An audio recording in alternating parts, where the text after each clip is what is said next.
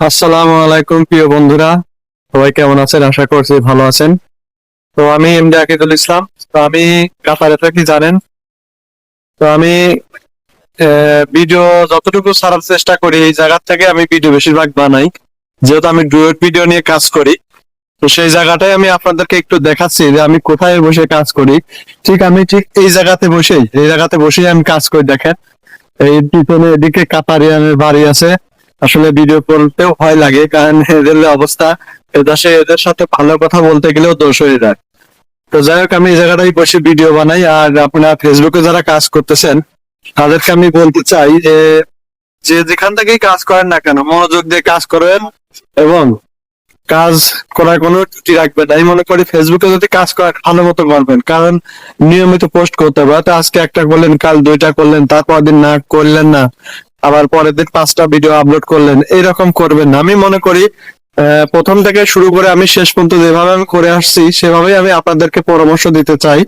সেটা হলো যে নিয়মিত পোস্ট করেন। যদি প্রতিদিন আপনি 3টা বা 4টা পারেন, প্রতিদিন ওই 4টা দেওয়ারই চেষ্টা করবেন।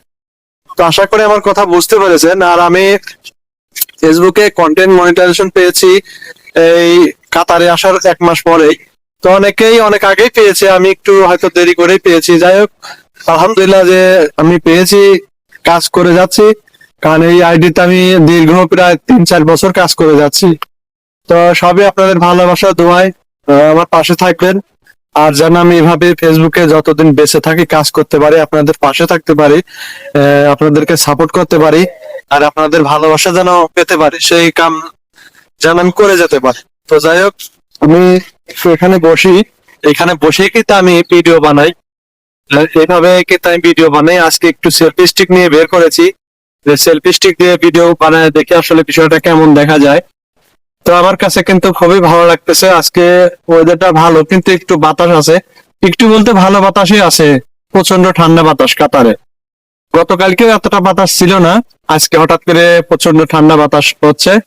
যাই হোক, কাতারে যে যেখানে আছেন আমি সবার জন্য দোয়া করি, যারা কাতারে আশেপাশে আছেন আমার প্রবাসী ভাইরা, আর অন্যান্য দেশেও যারা আছে তাদের জন্য দোয়া করি যেন প্রবাসী ভাইরা সবসময় ভালো থাকে, সুস্থ থাকে। আর পাশাপাশি বলবো, আপনারা সবসময় নিজের দিকে খেয়াল রাখবেন, খাওয়া দাওয়া ঠিক মতো করবেন যত কাজই করেন, কারণ এখানে বিদেশি মাটিতে কেউ কারো আপন না, কেউ কারো দেখতে চায় না।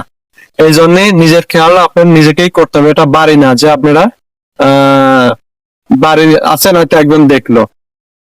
তো যাই হোক, অনেক কথাই বললাম, আজকে কোনো টপিক নিয়ে কথা বলি নাই।